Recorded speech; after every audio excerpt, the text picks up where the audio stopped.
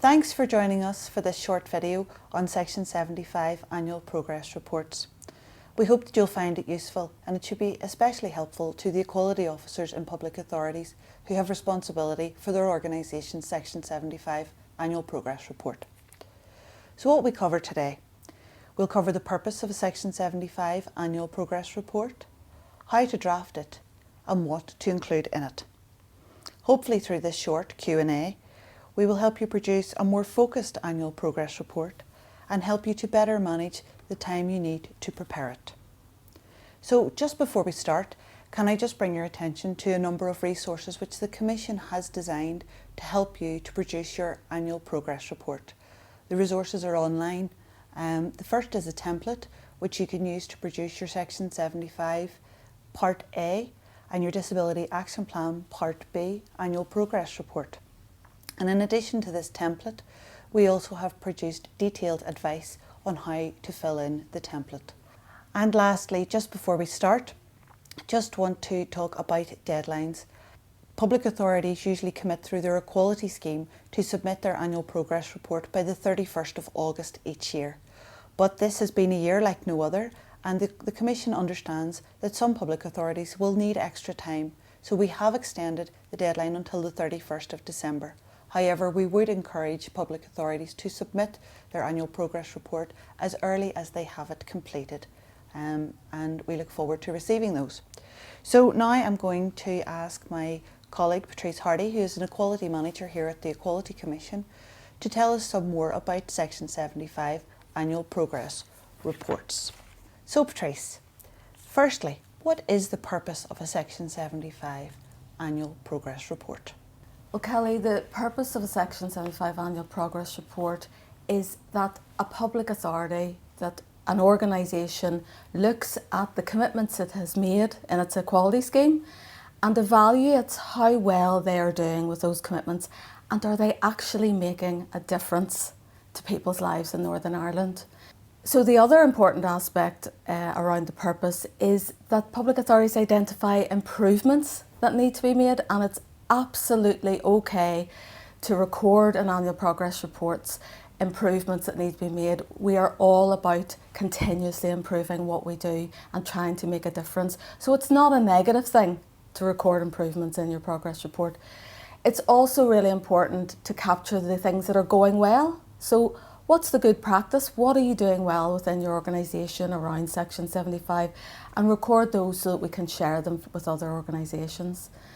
So I suppose to sum up on the purpose, it's about saying to yourself, how are we doing as an organisation around our Section 75 commitments, and do we need to do anything differently?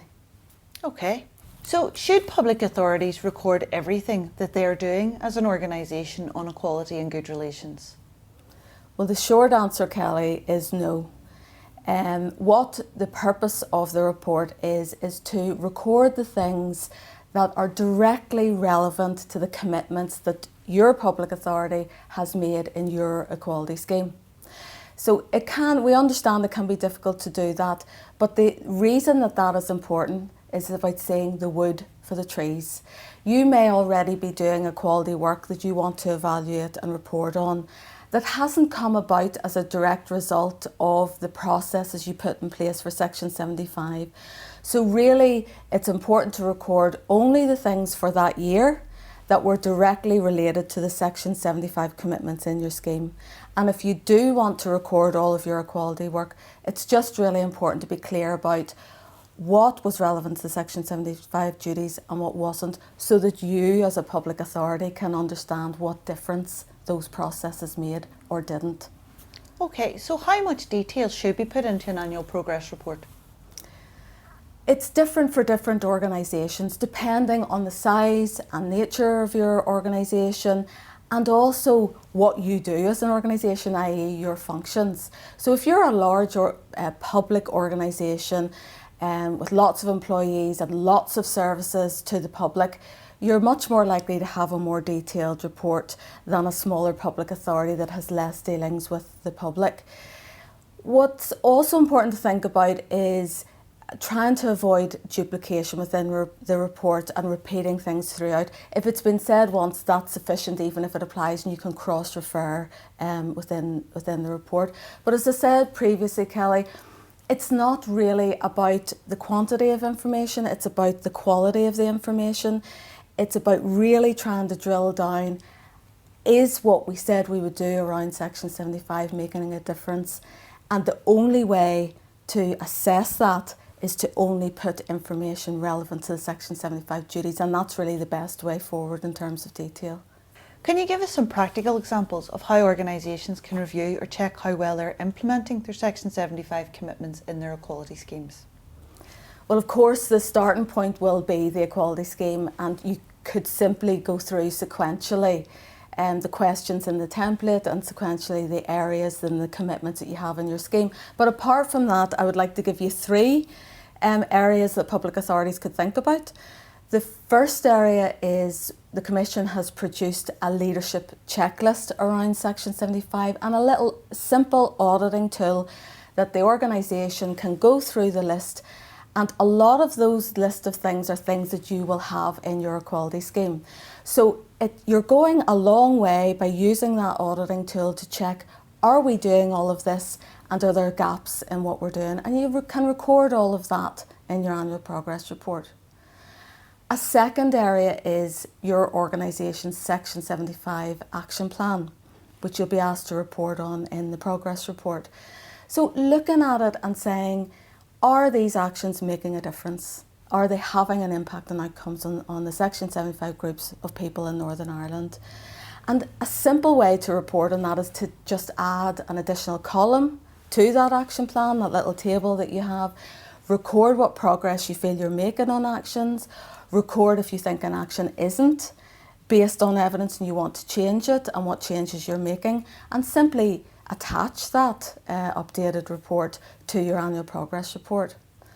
So the third area I just want to mention is around, have you as an organisation incorporated Section 75 in all of your different processes? So a few examples that you could check on are, have you included Section 75 in people's job descriptions and then in their performance appraisals and performance plans?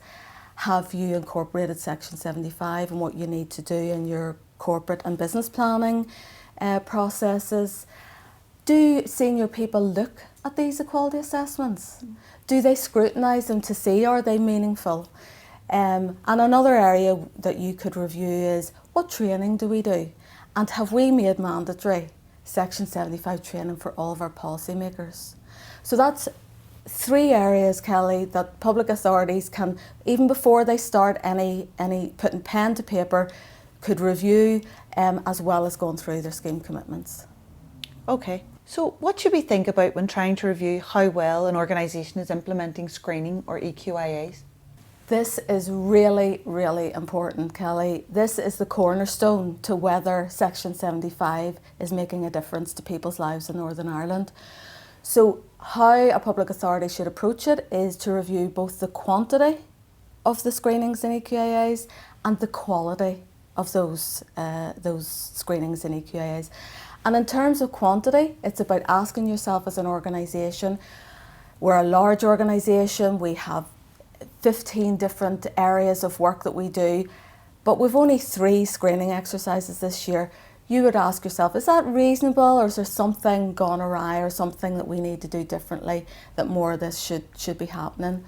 And in terms of the quality, which is really important, you're asking yourself, are these assessments meaningful, or are they simply a tick box exercise to be done? And what I mean by meaningful is sampling a few of those screenings or EQIAs and looking at, has the policymaker put evidence in that, have they just put general census related information, or have they put in evidence and information that's directly related to that policy that they're actually assessing the equality impacts of?